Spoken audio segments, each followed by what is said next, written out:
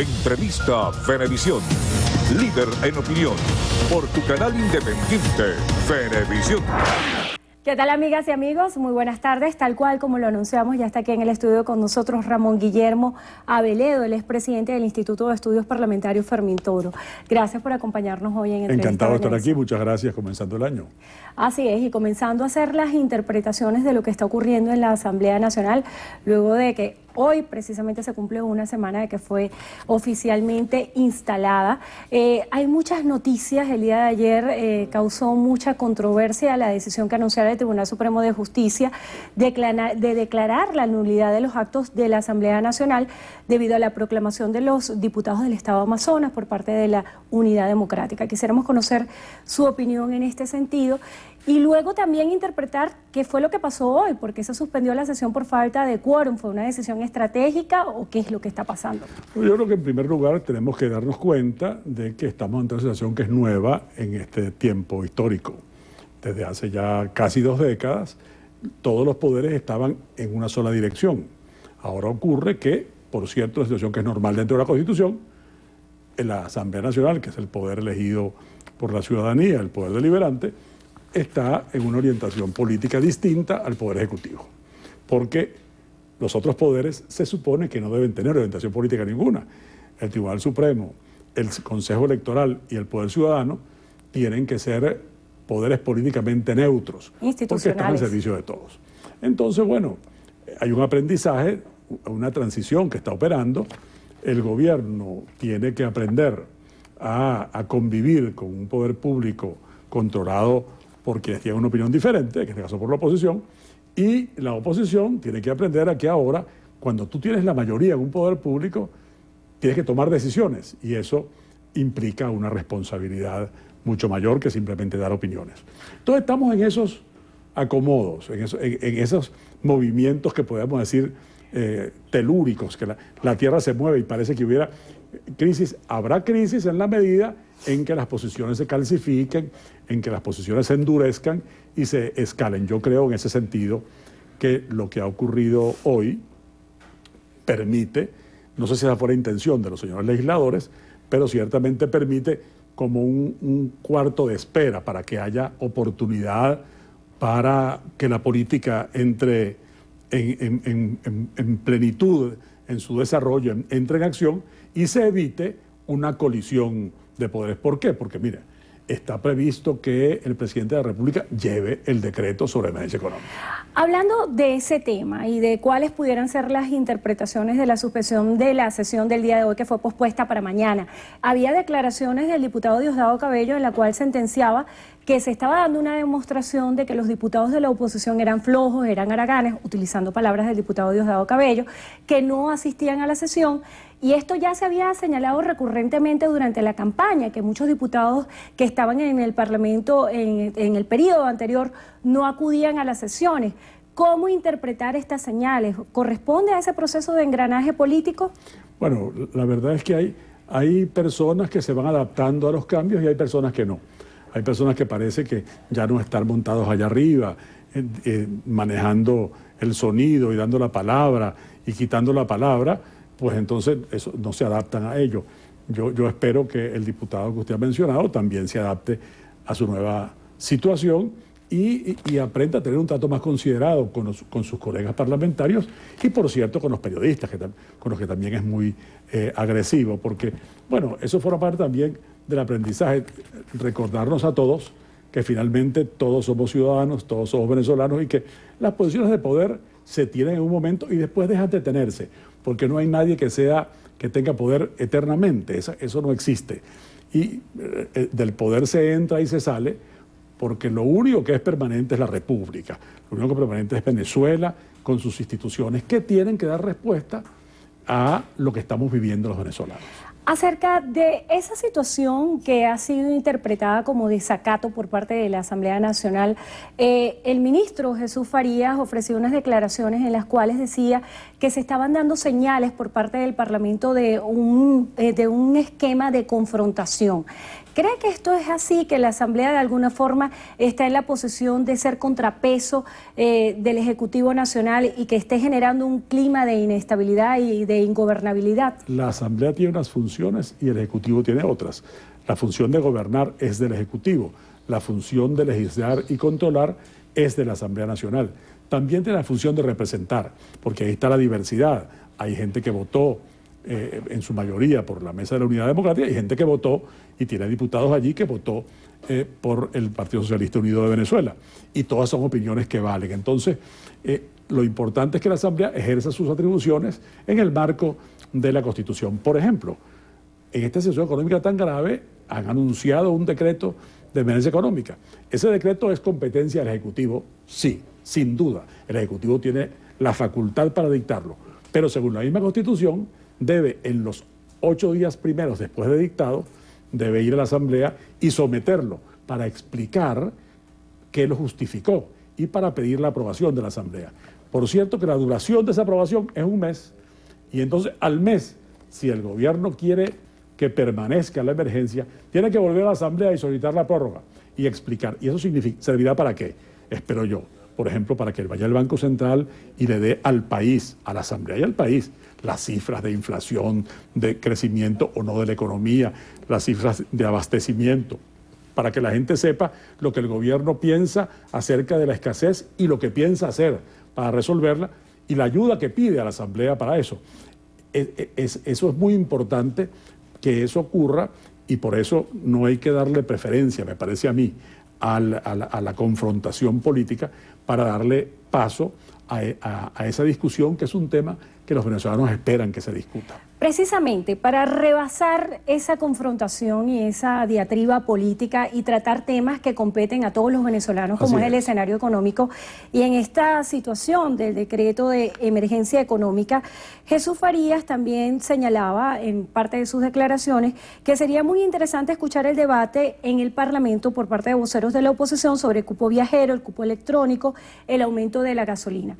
En estos 3 tópicos que acabo de mencionar, ¿cuál piensa usted debería ser la posición de los diputados de la oposición venezolana? ¿Debería darse prioridad al cupo viajero, al cupo electrónico? ¿Cuál cree usted debería ser la posición en este sentido? Yo creo que la posición sensata es pedir al gobierno las explicaciones correspondientes y formarse una opinión a partir de la información que el gobierno tiene. Por ejemplo, hay la idea, ha dicho reiteradamente el gobierno, que las divisas no alcanzan, pero todos los sectores, sector farmacéutico, sector alimentos, sector de partes automotrices, se quejan de que no reciben los dólares para importar y que esa es la causa de la escasez. Bueno, es bueno ver si es verdad lo que dice el gobierno, que le ha dado los dólares a todo el mundo, los ha autorizado para que lo compren, mejor dicho, y no se ha gastado en eso, hay que ver quiénes son los responsables de eso. Pero si no es así, hay que ver qué es lo que ha pasado. Entonces, sería muy irresponsable la oposición si de una vez disparara allí. ¿Qué es lo que va a hacer? Bueno, el ministro Farías, claro, viene de ser diputado 5 años y probablemente siga viendo la cosa como cuando era diputado. No, él ahora es ministro. O sea, como ministro, y es un hombre formado para eso, bueno, debe ir allá y llevar propuestas, porque el decreto es un decreto que hace el Ejecutivo.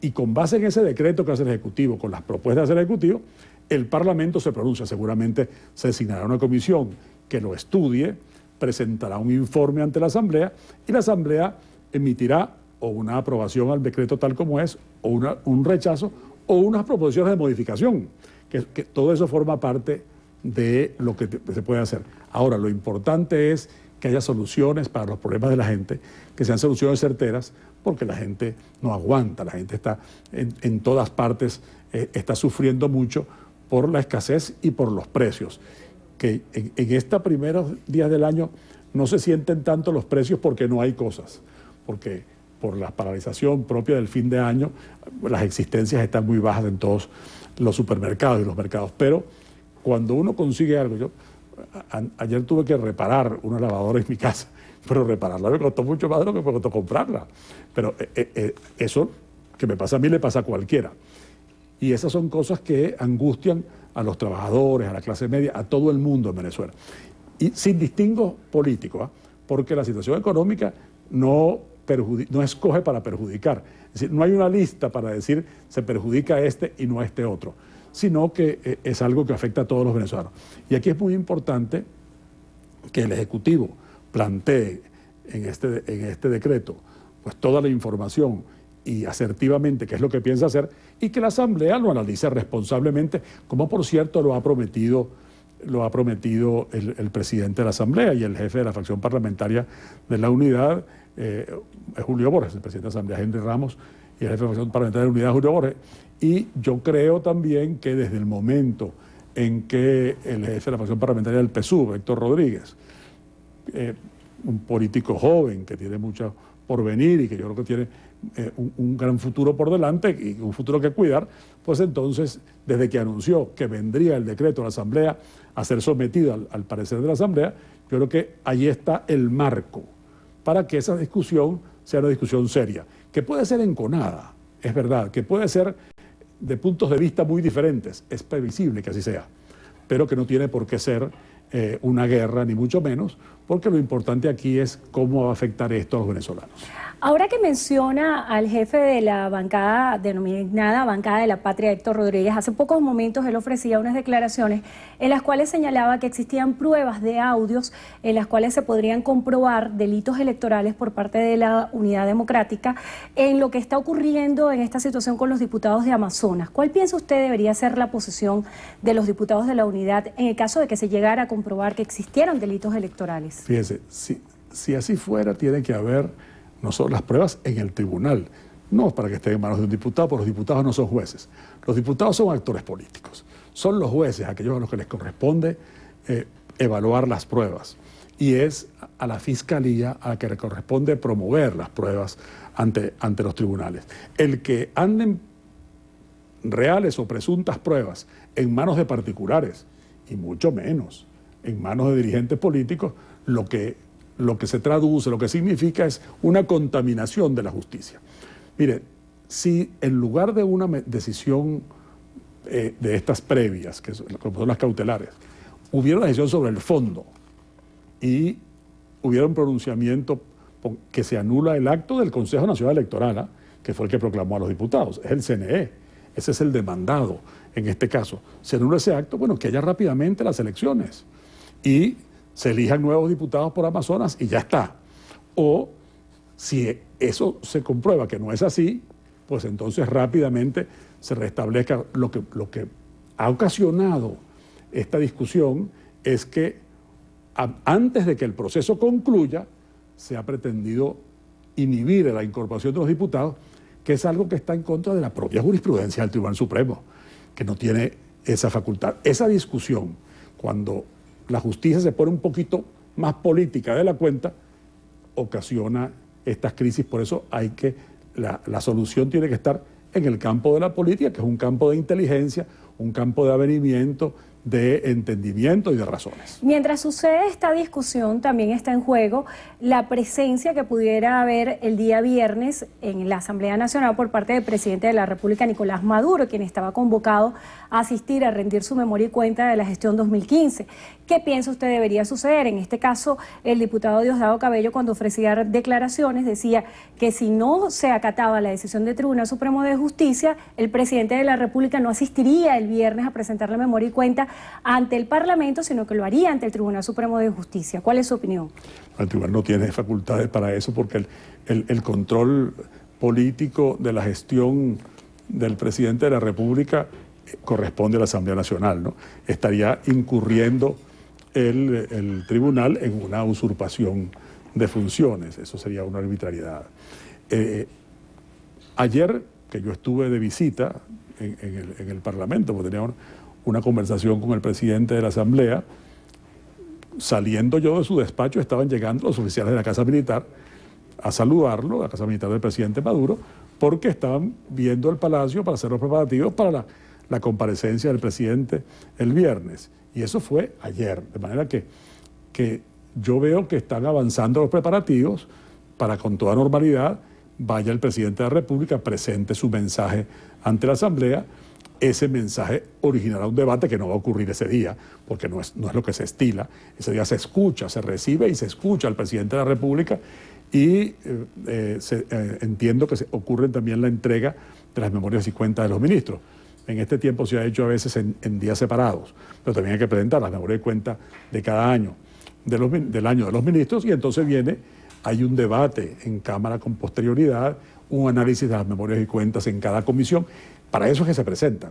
Y hay, desde luego, un veredicto, una orientación política de la opinión de la Cámara, de la Asamblea, acerca de eso es un hecho normal, perfectamente republicano, y no tiene por qué no ocurrir. Y aquí yo creo que si nosotros pudiéramos poner a veces, ponerle a los dirigentes políticos un letrerito, así como se les ponen a las cajas de cigarrillos, se ha determinado que comer casquillo puede ser dañino para la salud. Yo creo que sería muy bueno para que nadie esté aceptando instigaciones y para que todo el mundo, con cumplir su papel constitucional, ya hace mucho. El del gobierno es gobernar, el de la Asamblea es legislar y controlar al Poder Ejecutivo. A propósito de esa idea final, y ya que se nos acotó el tiempo, quisiera que nos hablara, porque muchos venezolanos tienen la duda de si estamos frente a una confrontación de poderes que puede afectar la vida y la gobernabilidad de la nación. ¿Usted considera que esto es así? Yo creo que es una responsabilidad de los líderes evitar eso. Es una responsabilidad de los líderes del Poder Ejecutivo, ciertamente, también de los líderes del Poder Legislativo, y es una responsabilidad de los voceros del Poder Judicial de mantenerse en el ámbito de sus facultades y competencias y no extralimitarse, de forma de no complicar demasiado las cosas.